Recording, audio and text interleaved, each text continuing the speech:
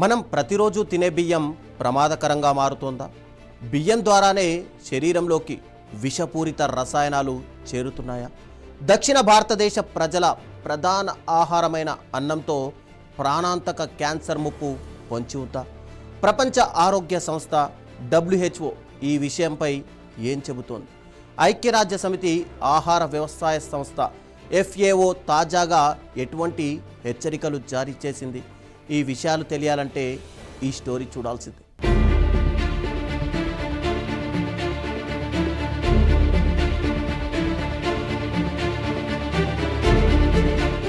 మనం నిత్యం తీసుకునే ఆహారం, తాగునీటి ద్వారా అత్యంత ప్రమాదకరమైన ఆర్సెనిక్ శరీరంలోకి చేరుతుంది. ఆర్సెనిక్ అనే విషపూరిత రసాయన మూలకం మానవ ఆరోగ్యంపైన తీవ్ర ప్రతికూల ప్రభావం చూపుతుందని WHO, ఐక్యరాజ్య సమితి ఆహార వ్యవసాయ సంస్థ FAO సంయుక్త నిపుణుల కమిటీ నిర్ధారించింది. ఈ సంస్థలు రూపొందించిన కొన్ని నివేదికలు ఆందోళనకర విషయాలను వెల్లడిస్తున్నాయి.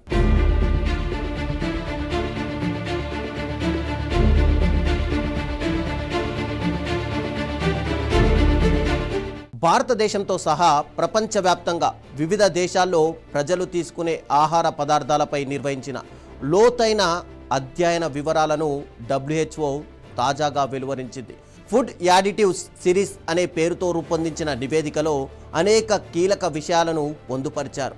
పశ్చిమ బెంగాల్ రాజధాని కోల్కతా పరిధిలోని పట్టణ, గ్రామీణ ప్రజల ఆహార అలవాట్లను, స్థానిక మార్కెట్లలో లభించే బియ్యం, కూరగాయలు, ఆకుకూరలను విశ్లేషించి ఈ అంచనాలను రూపొందించారు. దేశంలో పెద్దలు నిత్యం తమ శరీర బరువులో ప్రతి కిలోగ్రాముకు సగటున 1.06 మైక్రోగ్రాములు, అలాగే 10 ఏళ్లలోపు పిల్లలు రోజుకు 1.27 మైక్రోగ్రాముల చొప్పున కలుషిత ఆర్సెనిక్ను గురవుతున్నారు. పెద్దలతో పోలిస్తే 10 ఏళ్లలోపు పిల్లల శరీరంలోకే ఈ ఆర్సెనిక్ అధిక మోతాదులో చేరుతుందని, దీనివల్ల చిన్నతనంలోనే శరీర ఎదుగుదల, నాడీ వ్యవస్థ దెబ్బతినే ప్రమాదం ఉందని హెచ్చరిస్తున్నారు. దేశంలో ఆహారం ద్వారా శరీరంలోకి వెళ్ళే ఆర్సెనిక్లో 81% నుండి 83% వరకు ఒక్క బియ్యం, ఇతర ధాన్యాల ద్వారానే విస్తరిస్తోంది. కూరగాయలు, ఆకుకూరలు తదుపరి స్థానాల్లో ఉన్నాయి. ఇక ఈ ప్రాంతాల్లో మంచి శుద్ధి చేసిన తాగునీటిని అందించినప్పటికీ పంట పొలాల్లో ఉపయోగించే నీరు, మట్టిలో ఉండే ఆర్సెనిక్ వల్ల బియ్యం, కూరగాయల్లోకి ఈ విషపూరిత రసాయనం ప్రవేశిస్తున్నట్టు గుర్తించారు.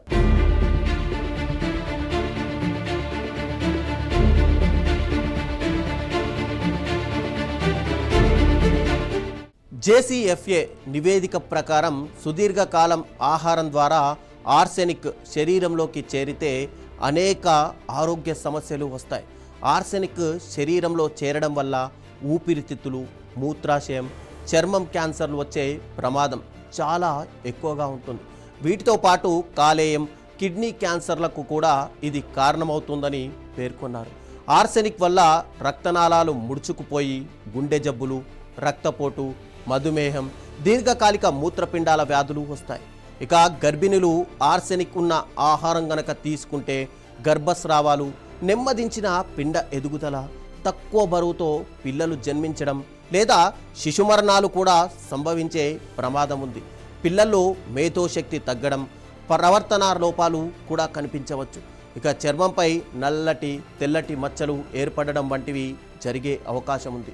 అరికాళ్ళు, అరిచేతుల్లో చర్మం మందంగా మారడం వంటి ఆర్సెనిక్ విష ప్రభావానికి మొదటి సంకేతంగా గుర్తించాల్సిన అవసరమైతే కనిపిస్తోంది.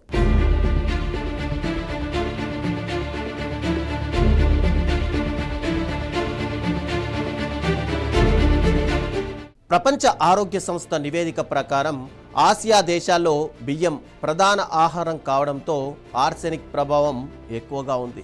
హాంకాంగ్లో ప్రధానంగా ధాన్యాలు 53.5%, ఇతర పానీయాలు 13%, కూరగాయలు 10.4% ద్వారా ఆర్సెనిక్ శరీరంలోకి చేరుతోంది. ఇక చైనా, బంగ్లాదేశ్, వియత్నాంలలోనూ బియ్యం, భూగర్భ జలాల ద్వారా పెద్ద ఎత్తున ఆర్సెనిక్ ఉనికి కూడా నమోదైంది. పంటల్లో, ఆహారంలో ఆర్సెనిక్ ప్రభావాన్ని తగ్గించడానికి నివేదికలు కొన్ని కీలక సూచనలు చేశాయి.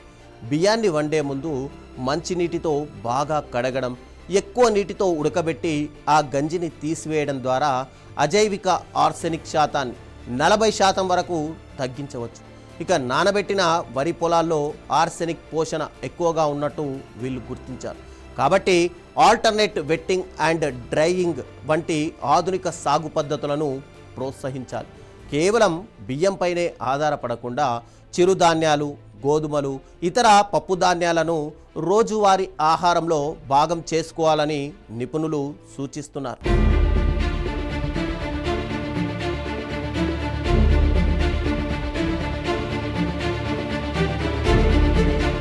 పీతలు, చేపలు, రొయ్యలలో కూడా ఆర్సెనిక్ ఉంటుంది. కానీ అది ఆర్సెనోబైటైన్ రూపంలో ఉండడంతో తిన్న కొద్ది గంటల్లోనే మూత్రం ద్వారా వేగంగా బయటకు వెళ్ళిపోతుంది. అయితే బియ్యంలో ఉండే అజైవిక ఆర్సెనిక్ మాత్రం శరీరంలోనే ఉండిపోయి క్యాన్సర్, అవయవాల వైఫల్యానికి దారితీస్తుంది. ఇక తల్లులు ఆర్సెనిక్ కలుషిత ఆహారం తీసుకున్నప్పటికీ వారి పాలలోకి ఆర్సెనిక్ అనేది చేరే శాతం చాలా తక్కువగా ఉంటుంది. ఇది కేవలం 0.03% ఉంటుంది. కాబట్టి బయట లభించే బియ్యం ఆధారిత ఆహారాల కంటే పసిపిల్లలకు తల్లిపాలే అత్యంత సురక్షితమని నివేదికలు స్పష్టం చేశాయి. ఇక ఆర్సెనిక్ శరీరంలోకి చేరాక కణాల్లో తీవ్రమైన ఆక్సీకరణ ఒత్తిడిని పెంచుతుంది. ఇది డిఎన్ఏను దెబ్బతీయడమే కాకుండా దెబ్బతిన్న డిఎన్ఏను సరిచేసుకునే శరీర సహజ మరమ్మతును వ్యవస్థను కూడా నిర్వీర్యం చేస్తుంది. దీనివల్ల క్యాన్సర్ కణాలు వేగంగా వృద్ధి చెందే ప్రమాదం ఉంది.